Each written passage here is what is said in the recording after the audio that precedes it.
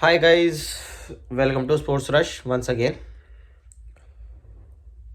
एक good news कि हम जीत चुके हैं। ठीक है, फोर्थ डे ही इंडिया ने जीत लिया है ये थर्ड टेस्ट मैच और हम लीड कर रहे हैं सीरीज़ में 2-1 से। ठीक है, दो टेस्ट मैच और बचे हैं। ठीक है, और बाकी हम कोशिश करेंगे कि जीते। ठीक है, और पॉजिटिव अप्रोच के साथ ही खेलें। और 11 साढ़े 11 बजे एक अपडेट आ गई थी कि अश्विन, मतलब जैसे मैंने आपको कल बताया था कि अश्विन चले गए थे, थर्ड टेस्ट को बीच में छोड़ गए बिकॉज ऑफ फैमिली इमरजेंसी। वो वापस आ गए थे। सुबह 11 साढ़े 11 बजे अपडेट आ चुकी थी। ठीक है, तो वो अवेलेबल हो गए थे आज के दिन ही। ठीक है, तो उन्होंने ओवर भी डाले लेकिन ज़्यादा नहीं डाले। वो तो एक बॉलिंग स्ट्रेटजी से ही है। लेकिन अश्विन ने 7 ओवर डाले हैं। ठीक है, जिसमें एक विकेट लिया है और 37 रन दिए हैं। इकोनॉमी उनकी सही है 5.30। तो ठीक है। ठीक है, तो अब हम सबसे पहले बात करते हैं यशस्वी जायसवाल और सरफराज खान की।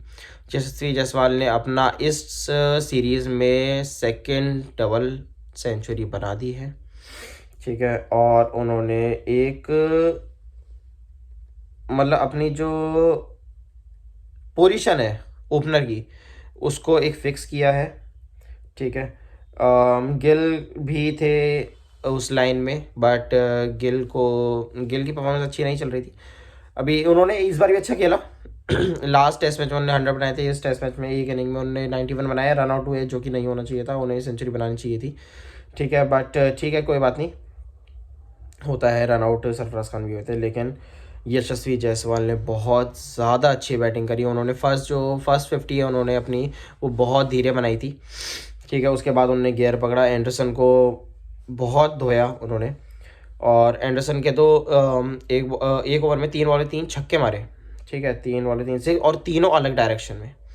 स्ट्रेट भी था उसमें, लेग भी था, ऑफ भी था, सब था। ठीक है, तो ये दिखाता है कि उनमें कितनी कैपेबिलिटी है। उसके बाद आज सरफराज खान ऐसे तीसरे तीसरे बैट्समैन बन चुके हैं जिन्होंने डेब्यू में दोनों किसमें इनिंग्स में, दोनों इनिंग्स में से हाफ सेंचुरीज बनाई हैं। ठीक है, और वो भी बहुत अच्छा खेले। और इंडिया ने बहुत अच्छी लीड रखी। ठीक है, बहुत अच्छा टारगेट दिया। टारगेट था आपका 500 समथिंग था। एक मिनट मैं आपको बताता हूँ, मैं भी क्रिकेट बस पे देख रहा हूँ। एक्चुअली मैं ध्यान मतलब कि देखा था मैंने मैच, फिर बीच में अपना खेलने चला गया था, आपने शॉर्ट्स में देखा होगा। ठीक है, तो प्रैक्टिस भी करनी ज़रूरी थी बिकॉज मुझे भी खेलना था। और मे भी जहाँ तक है नेक्स्ट संडे हमारा मैच होगा तो आपके साथ लाइव भी जुड़ेंगे। ठीक है, और ध्रुव जुरैल ने काफ़ी अच्छी स्टंपिंग करी। ठीक है, स्टंपिंग करी, रन आउट भी काफ़ी अच्छा करा उन्होंने। जैक क्रॉली को बहुत अच्छा रन आउट कराया उन्होंने। ठीक है, और हाँ, जैक क्रॉली नहीं, बैन डकेट को करा था, I am sorry, ban Duckett को रन आउट किया था ध्रुव जुरैल ने। ठीक है, जैक क्रॉली को तो बुमराह ने एलबीडब्ल्यू किया था। उसके बाद फिर हम आ जाते हैं रविंद्र जडेजा पे। Again another fantastic performance by number 1 allrounder in the world. और जो आईसीसी टेस्ट रैंकिंग से है उसमें रविंद्र जडेजा ऑलराउंडर में नंबर 1 पे हैं। और उसके नीचे हैं थर्ड नंबर पे आई थिंक रविचंद्र अश्विन। तो जडेजा के जो पॉइंट्स हैं वो समथिंग 426 हैं जब लास्ट अपडेट मैंने जो देखी थी। अब तो बढ़ गए होंगे बल्कि, बिकॉज उन्होंने 5 विकेट हॉल भी लिया, सेंचुरी भी बनाई, ऑब्वियसली उनके पॉइंट बढ़ने ही चाहिए। ठीक है, उन्होंने लिया तो उन्होंने ये बनाई और उन्होंने काफ़ी कंट्रीब्यूशन दिया इसमें। ठीक है, मतलब उन्होंने 12.4 ओवर डिलीवर करे, जिसमें से 4 मेडन थे, 41 रन दिए और 3.20 की इकनॉमी थी, जो कि एक ब्रिलियंट परफॉर्मेंस है टेस्ट मैच में। ठीक है, तो फाइनली हम जीत चुके हैं। मैं तो चाह ही रहा था कि आज के दिन ही जीत जाए, एक दिन पहले ही जीत जाए। ठीक है, तो हम जीते। जैसे आजकल इंग्लैंड में बेसबॉल फेमस है, तो अब ये टर्म चेंज हो चुकी है और टर्म चेंजेस टू जेसबॉल। जेसबॉल किस वजह से आप लोगों को पता ही होगा, ओनली बिकॉज ऑफ यशस्वी जायसवाल। वो इतना अच्छा परफॉर्म कर रहे हैं, उन्होंने 300 लगा चुके हैं, 250 लगा चुके हैं और टू डबल हंड्रेड लगा चुके हैं। Fantastic performance by another youngster. एक इंसिडेंट हुआ था, आप लोगों को बताता हूँ। सरफराज खान ने शॉट मारा, उस पर 2 रन बनते थे। ये सरफराज खान को भी पता था। सरफराज खान ने बहुत तेज़ी में लिया रन, फर्स्ट जो रन लिया, सेकंड रन के लिए वो भागे भी, लेकिन जायसवाल ने उन्हें मना कर दिया। ठीक है, जो कि नहीं होना चाहिए था। बनता था रन, बिल्कुल बनता था। ऑब्वियसली 2 रन थे, वो 100% थे। मैं भी देख रहा था, कमेंटेटर्स भी देख रहे थे, और सरफराज को भी पता, जो ऑब्वियसली बैट्समैन मार रहा है उसे ही पता होता है। फिर एक बार आई थिंक उसके सेकंड या उसके ही अगले ओवर या उससे नेक्स्ट ओवर में जायसवाल ने भी एक शॉट मारा जिस पे डबल होने थे, बट सरफराज ने भी सिंगल लिया। ठीक है, तो एक ये चीज़ होती है कि यंगस्टर्स हैं, उन लोगों का जो पॉजिटिव अप्रोच है वो थोड़ा अलग है। ठीक है, पॉजिटिव अप्रोच क्या, अप्रोच ही अलग है। ठीक है, अप्रोच अलग है, जो अभी तक टीम इंडिया के फेवर में गया। अगर टीम इंडिया के फेवर में कुछ भी जा रहा है, आप कैसे भी तरह से खेल रहे हैं, टीम के फेवर में जाना चाहिए, टीम को बेनिफिट होना चाहिए। अगर टीम के बेनिफिट में है तो आप किसी भी अप्रोच से खेलें, टीम को कोई फ़र्क नहीं पड़ता, कोच को कोई फ़र्क नहीं पड़ता, कैप्टन को कोई फ़र्क नहीं पड़ता। ठीक है, तो मुझे दोनों चीज़ सही लगी। ठीक है, बट आप खुद ये भी देखिए, उनमें यूनिटी भी है। जब जायसवाल की डबल सेंचुरी हुई, उन्होंने 1 रन लिया, उनके 200 पे पहुँचे।